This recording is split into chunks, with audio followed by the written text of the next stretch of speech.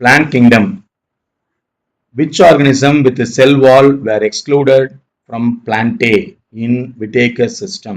அவர் ஆக்சுவலாக வந்துட்டு என்னன்னா ஃபங்கை, மொனேரா, ப்ராட்டிஸ்டா இதுக்கெல்லாம் செல் வால் இருக்கிறதா கன்சிடர் பண்ணலை. அதுதான் பிரச்சனை. சைனோபாக்டீரியாவை ஒரு காலத்தில் ப்ளூ கிரீன் ஆல்கேன்னு நினச்சிட்டாங்க. ஏன்னா வந்து அதோடைய நியூக்ளியஸ் இல்லைன்ற விஷயம் தெரியல. ஸோ பச்சையாக இருந்ததுனால அதை வந்து ப்ளூ கிரீன் ஆல்கேன்னு சொல்லிட்டாங்க.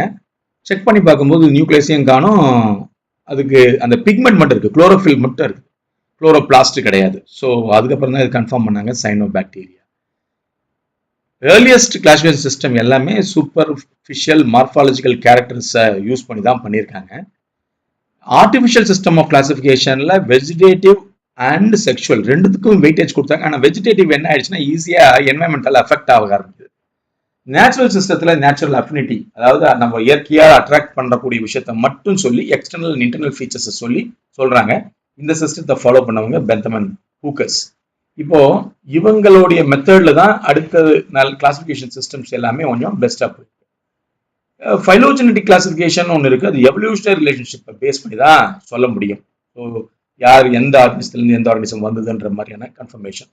நியூமரிக்கல் டாக்ஸானமி அப்படின்றது வந்து எல்லா கேரக்டர்ஸையுமே நம்பர்ஸ் அண்ட் கோட்ஸாக மாற்றி அது மூலியமாக சொல்றது. அண்ட் சைட்டோ டாக்ஸானமி அப்படின்றது குரோமோசோம் நம்பர், ஸ்ட்ரக்சர், பிஹேவியர் இதெல்லாம் வச்சு சொல்றது. கீமோ டாக்ஸானமி அப்படின்றது வந்து கெமிக்கல் கான்ஸ்டியூயன்ஸை பேஸ் பண்ணி சொல்றது. அண்ட் யூஸ்வலாக நம்மளுடைய ஆல்கே அப்படின்னு நம்ம ஜென்ரலாக கிளாசிஃபிகேஷனில் ஸ்டார்ட் பண்ணோம் அப்படின்னா, ஆல்கே எப்படிப்பட்ட ஆர்கானிசம்? ஆல்கே வந்துட்டு அதுக்கிட்ட வந்து என்ன இருக்கு, குளோரோஃபில் இருக்கு, அது அதனால தான் ஃபுட்டை தானே சிந்தசைஸ் பண்ணிக்க முடியும்.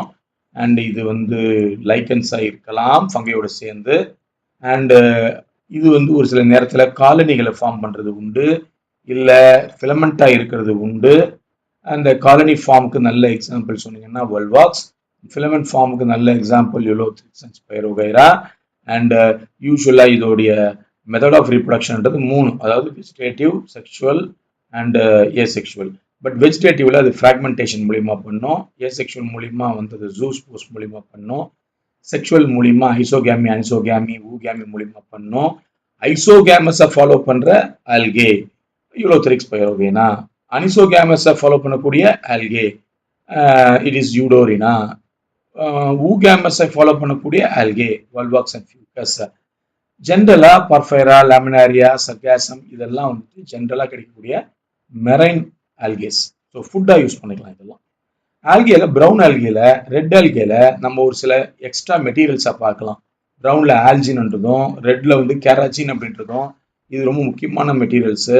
ஸோ இது ஹைட்ரோகொலாய்ட்ஸ் என்ற பேரில் இப்போ மார்க்கெட்டில் அவைலபிள். ஜெலிடியம் கிராஸ்லியாரில் ஆல்கே அவைலபிள். இதை யூஸ் பண்ணி மைக்ரோப்ஸை க்ரோத் பண்ணி மைக்ரோப்ஸை ஸ்டடி பண்ணுறதுக்கு யூஸ் பண்ணலாம். குளோரல்லாவை யூஸ் பண்ணி ஸ்பேஸுக்கு ஃபுட்டாக எடுத்துகிட்டு போயிட்டு சாப்பிடலாம். And also A food supplement. And யூஸ்வலாக ஆல்கேன்றது நமக்கு ஆக்சிஜன் கொடுக்கக்கூடியது. இட்ஸ் அ பிரைமரி ப்ரொடியூசர், சூரிய ஒளியை வாங்கி ஃபுட்டை தயாரிக்கக்கூடியது. 3 விதமான ஆல்கே இருக்கு, குளோரோஃபைஷியே, பேயோஃபைஷியே, ரோடோஃபைஷியே. கிரீன் ஆல்கே அப்படின்றது குளோரோஃபைஷியே. அந்த குளோரோஃபைஷியில் என்ன முக்கியமான ப்ராப்பர்ட்டி, ஏபின்ற பிக்மெண்ட் இருக்கு. அதில் முக்கியமான ஒரு விஷயம் பைரனாய்ட்ஸ் இருக்கு. அது மூலியமா அது புரோட்டீன், ஸ்டார்ச், ஆயில் இதெல்லாம் ஸ்டோர் பண்ண முடியும். இந்த ஆல்கேவுடைய இன்னர் லேயர்ல செல்லோஸையும், அவுட்டர் லேயர்ல நம்ம வந்து பெக்டோஸ் அப்படின்ற மெட்டீரியலையும் நம்ம வந்து பார்க்கலாம். ஜென்ரலா சொன்னதுதான் ஃப்ராக்மெண்டேஷன், இல்லைன்னா zoospores, biflagellated zoospores. Okay.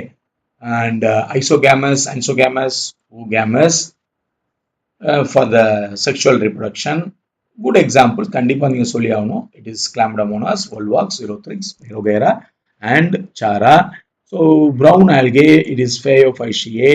Maximum கடல்ல பார்க்கலாம், AC பார்க்கலாம், carotenoids பார்க்கலாம், and then xanthophyll பார்க்கலாம். ப்ரௌனுக்கு முக்கியமான காரணம் ஃபியூகோசாந்தின்.